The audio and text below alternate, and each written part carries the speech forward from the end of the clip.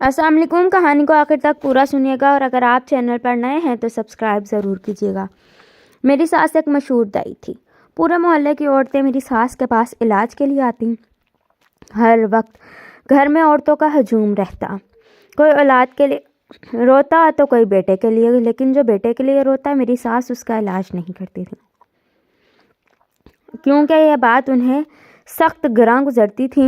اور کہتے ہیں کہ میری ساس کے ہاتھ میں کرامات ہے، اللہ نے جادو دے رکھا ہے، جبکہ مجھے کبھی کبھی یہ ساری باتیں جھوٹ لگتی، لیکن میں جب حیران رہ جاتی جب عورتیں مٹھائی لے کر آتی اور بتاتی کہ وہ امید سے ہو گئی ہیں۔ اب میں اپنی ساس پر یقین کر چکی تھی کہ آیا ان کے ہاتھ میں واقعی بہت شفا ہے، لیکن میری ساس کے علاج میں ایک بات بہت عجیب تھی کہ وہ علاج کرنے سے پہلے لڑکی کا تلوا دبا کر چیک کرتی اور پھر کمر کی ہڈی پر زور ڈال کر دیکھتی، اور پھر اکثر کو علاج سے منع کر دیتی کہ وہ علاج نہیں کریں گی۔ لوگ منتیں کرتے پر وہ نہ مانتی اور نکال باہر کرتی، اور جن کا علاج کرتی شرط دیا کرتی کہ 1 ہفتے کے بعد عورت شرطیہ حاملہ ہو جاتی، لیکن اس کے عوض وہ بھاری رقم وصول کرتی۔ اکثر لوگ یہ کہتے کہ وہ چیک کرنے کا ناٹک کرتی ہیں، حقیقت میں تو وہ ان لوگوں کا علاج کرتی ہیں جو امیر ہوں، کیونکہ ہر غریب کو وہ نکال دیتی تھیں۔ وہ علاج کے لیے خاص مرہم بناتی تھی جس کو وہ مریضہ کو دیتی اور کہتی کہ شوہر سے چھپ کر بنا کسی کو بتائے رات میں ایک نیند لے کر اٹھنا اور شوہر کے سینے پر یہ مرہم مل دینا، لیکن دھیان رہے کہ شوہر کو اس متعلق پتہ نہ چلے، ورنہ علاج نہیں ہو پائے گا، اور 7 دن تک یہ عمل کرنا۔ اس کے بعد اس مرہم کی ڈبی کو گھر کے کسی بھی پودے کے نیچے دبا دینا۔ میں اپنی ساس کے اس علاج سے بڑی حیران تھی، پر یہ علاج اثر کرتا تھا۔ میری شادی کو بھی سال گزرنے والا تھا۔ مجھے بھی اولاد کی چاہت تھی، لیکن میں بے اولاد تھی۔ میں اپنی ساس سے کہتی مجھے اولاد چاہیے، تو وہ مجھے مرہم دینے کی بجائے دعا دیتی اور کہتی کہ اللہ تمہیں صبر دے، جبکہ مجھے ان کی یہ بات بہت بری لگتی کہ دوسروں کا علاج کر سکتی ہیں تو اپنے ہی بیٹے کا کیوں نہیں۔ جب میں ان سے مرہم والے علاج کا کہتی تو ان کا رنگ بدل جاتا اور ماتھے پر ننھے ننھے پسینے کی بوندیں نمودار ہو جاتی، اور وہ ہمیشہ کی طرح منع کر دیتی، اور اگر زیادہ ضد کرو تو غصے سے بری طرح جھڑک دیتی اور کہتی ابھی تم بے اولاد ہو، پھر بھی خاموش ہوں، اگر تم نے میری بات نہ مانی تو میں تمہیں بے اولادی کی بنیاد پر طلاق دلوا دوں گی۔ میری ساس کی یہ دھمکی میرے تن بدن میں آگ لگا دیتی کہ خود بے اولادی کا علاج کرتی ہے، اور بہو کو بے اولادی کا تانا دال میں کچھ تو کالا تھا۔ میری ساس یا تو بہت برا کر رہی تھی، لیکن میں اتنی مظلوم ہرگز نہیں تھی، یوں طلاق لے کر گھر چلی جاتی۔ میں اپنے حق کے لیے لڑنا جانتی تھی۔ میں نے فیصلہ کیا کہ اسی 1 ہفتے میں حاملہ ہوں گی، وہ بھی اپنے ساس کے ہی مرہم سے، اور اپنے فیصلے پر عمل کرتے میں موقع کی تلاش کرنے لگی۔ جب نہ ملا تو رات ساس کے کھانے میں نیند کی دوا ملا دی، اور پھر ساس کے سونے کے بعد مرہم کی ایک شیشی چرا لی۔ کمرے میں آ کر رات 3 بجے کا الارم لگایا اور سو گئی۔ 3 بجے الارم پر آنکھ کھلی تو میں نے بسم اللہ کر کے جلدی سے مرہم شوہر کے سینے پر مل دیا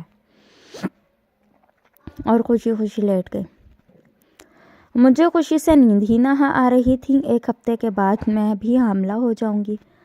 میں شکر ادا کرتی سو گئی اور پھر یہ عمل روز کرنے لگی۔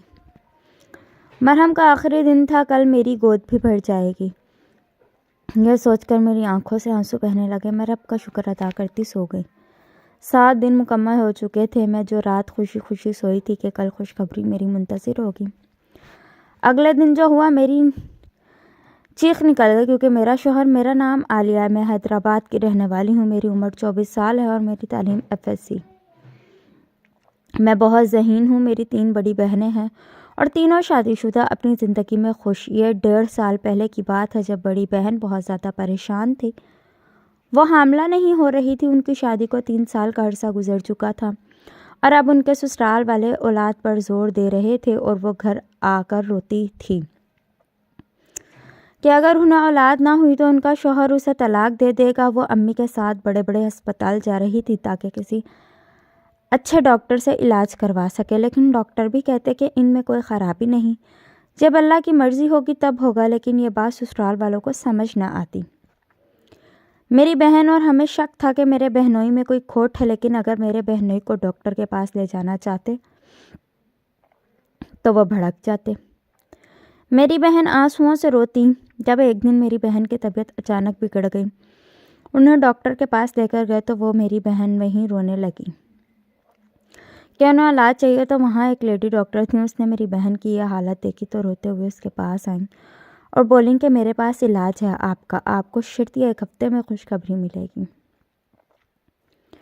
یہ بات سنتے ہی ہم سب خوش ہو گئے۔ پوچھنے پر انہوں نے بتایا کہ ایک دائی ہے، اگر انہوں نے آپ کا علاج کر دیا تو سمجھیں آپ کو خوشخبری مل جائے گی۔ ہم اس ڈاکٹرنی سے پوچھ کر اس دائی کے پاس گئے تو اس نے میری بہن سے کچھ سوالات کیا۔ اس کے بعد میری بہن کی ہتھیلی اور پاؤں کا تلوا دبا کر مسکراتے ہوئے کہا، مبارک ہو، تمہارا علاج ہو جائے گا۔ اس کی بات سنتے ہی سب خوش ہو گئے۔ تب انہوں نے میری بہن کو ایک مرہم دیا اور کہا کہ ایک نیند لے کر سب سے چھپا کر شوہر کو لگانا، اور بدلے میں انہوں نے کہا کہ میں علاج کے پیسے نہیں لیتی، فی سبیل اللہ کرتی ہوں، لیکن یہ مرہم بہت بڑی مہنگی جڑی بوٹیوں سے بنا ہے جو پوری دنیا میں بہت نایاب ہے، اس لیے اس کی قیمت ادا کرنا پڑے گی۔ اور پھر انہوں نے میری بہن سے پورے 50,000 روپے لیے۔ میری بہن نے مرہم اپنے شوہر کو لگانا شروع کیا اور ہفتے بھر بعد چیک کروایا تو میری بہن واقعی حاملہ تھی۔ میری بہن کے سسرال والے خوشی سے نہال ہو گئے، ہمارا بھی یہی حال تھا۔ جب میری بہن اس دھائی کے گھر مٹھائی لے کر گئی اور بہت شکریہ ادا کیا، جب انہوں نے میری بہن سے میرے متعلق پوچھا اور پھر یہ جان کر کے میں کنواری ہوں، میرا رشتہ اپنے بیٹے کے لیے مانگ لیا۔ اس میں کوئی تعجب کی بات نہیں تھی کیونکہ میں خوبصورت ہی اتنی تھی کہ ایسے بہت سے رشتے میرے لیے آتے تھے، لیکن امی کو یہ رشتہ پسند آ گیا اور انہوں نے ہاں کر دی۔ میری شادی اسی دائی کے بیٹے سے ہو گئی۔ میرا شوہر بہت اچھا تھا، میرا بہت خیال رکھتا تھا۔ میری ساس بھی بہت اچھی تھی۔ میری ازدواجی زندگی بہت پرسکون گزر رہی تھی جب میں نے اپنی ساس کو کچھ مشکوک حرکتیں کرتے دیکھا۔ پہل تو مجھے اپنی ساس کے مرہم اور علاج پر ہی شک تھا، پھر مجھے پتہ چلا کہ وہ پیسوں کے لیے کرتی ہیں اور صرف جو ان کو پیسے دینے کی استطاعت رکھتا ہے اسی کا علاج کرتی ہیں، لیکن میری ساس بہت مشکوک تھی۔ میری ساس ہر وقت اپنا فون اپنے ساتھ لگائے رکھتی اور کسی کو ہاتھ بھی نہ لگانے دیتی، اور ہر جمعرات کی رات گھر سے باہر چلی جاتی اور کہتی کہ کیس آیا ہے، جبکہ میں جانتی تھی کہ کوئی کیس نہیں۔ میں یہ بات گھما کر اپنے شوہر کو کہتی کہ امی کے ساتھ جایا کریں، وہ اکیلے جاتی ہیں، تو میرا شوہر مجھے نظر انداز کر دیتا۔ مجھے شوہر کی یہ لاپرواہی بھی مشکوک لگتی کہ جب میں بہو ہو کر محسوس کر رہی ہوں تو وہ بیٹا ہو کر کیوں نہیں؟ لیکن پھر میں نے یہ سوچ کر خود بھی نظر انداز کر دیا کہ وہ جو بھی کرے مجھے کیا غرض، جب ان کے بیٹے کو ہی فکر نہیں تو میں کیوں کروں۔ پھر جب انہوں نے میرا علاج کرنے سے منع کیا تو مجھے بری طرح سے کھٹکنے لگی کہ میں نے یہ بات اپنے شوہر کو بھی بتائی تو وہ بھی ساس کی زبان بولے کہ صبر کرو، جو اللہ کی مرضی ہو، لیکن میں نے وہ مرہم چرایا اور شوہر کو لگا دیا۔ 7 دن بعد ہی میرا شوہر تکلیف سے تڑپنے لگا، اس کے پیٹ میں اور سینے میں شدید قسم کا درد ہونے لگا، وہ چلانے لگا تو میری ساس اور میں پریشان ہو گئے اور ان کو اسپتال لے کر گئے تو ڈاکٹر نے جو بتایا وہ سنتے ہی میری جان نکل گئی، کیونکہ میرا شوہر میں روتے ہوئے گھر لوٹ آئی تھی۔ میں نے کسی سے کوئی بات نہ کی۔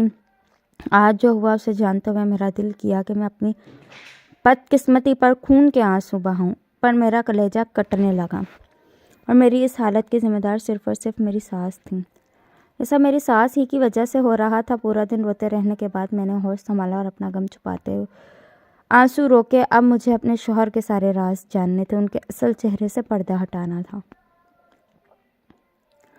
میں موقع ملنے کا انتظار کرنے لگی۔ میری ساس جمعرات کی رات کا کیس کا کہہ کر گھر سے گئیں تو میں نے پیچھے سے اپنی ساس کا پورا کمرہ چھان مارا، کیونکہ میری ساس وہ مرہم کمرے میں بناتی تھی۔ پورے کمرے میں مجھے ایک بھی چیز نہیں ملی، بس ایک الماری تھی جس پر تالا لگا تھا۔ میں نے بالوں سے پن نکالتے اس کا تالا کھولنے کی کوشش کی اور گھنٹے کی محنت کے بعد وہ تالا کھل گیا، لیکن اندر مرہم کا سامان دیکھ کر میرے پیروں تلے زمین نکل گئی کہ میری ساس ان چیزوں سے مرہم بناتی ہے۔ میں نے الماری واپس بند کر دی۔ میرا دماغ سن پڑ رہا تھا، مجھے کچھ بھی سمجھ نہ آ رہا تھا کہ یہ سب کیسے ممکن ہے۔ میری ساس ایسا کیسے کر سکتی ہے؟ میں اپنے کمرے میں واپس آ گئی اور ٹہلنے لگی۔ میرا سر درد سے پھٹنے لگا، وہ سامان سوچ سوچ کر کے جس سے میری ساس مرہم بناتی تھی۔ صبح میں سو رہی تھی جب میری ساس غصے سے میرے پاس آئی اور مجھ سے نیند سے اٹھا کر پوچھا، تم رات میرے کمرے میں گئی تھی؟ میں نے کہا نہیں، میں کیوں آپ کے کمرے میں جاؤں گی؟ میں نے جھوٹ کہا کیونکہ میں رات کمرہ واپس ویسے ہی لاک کر گئی تھی۔ میری ساس نے مجھ سے گھورتے ہوئے پوچھا کہ تم نے میرے مرہم کے سامان والی الماری میں نہیں گھسی؟ ان کے سوال پر مجھے یاد آیا کہ میں واپس اسے لاک نہ کر سکی تھی کیونکہ میرے پاس چابی نہیں تھی، لیکن میں صاف مکر گئی اور کہا کہ جب میں آپ کے کمرے میں ہی نہیں آئی تو الماری میں کیسے گھستی؟ میں نے نارمل لہجے میں کہا تو میری ساس نے یہ کہتے ہوئے یقین کر لیا کہ پھر میں لاک کرنا بھول گئی ہوں گی۔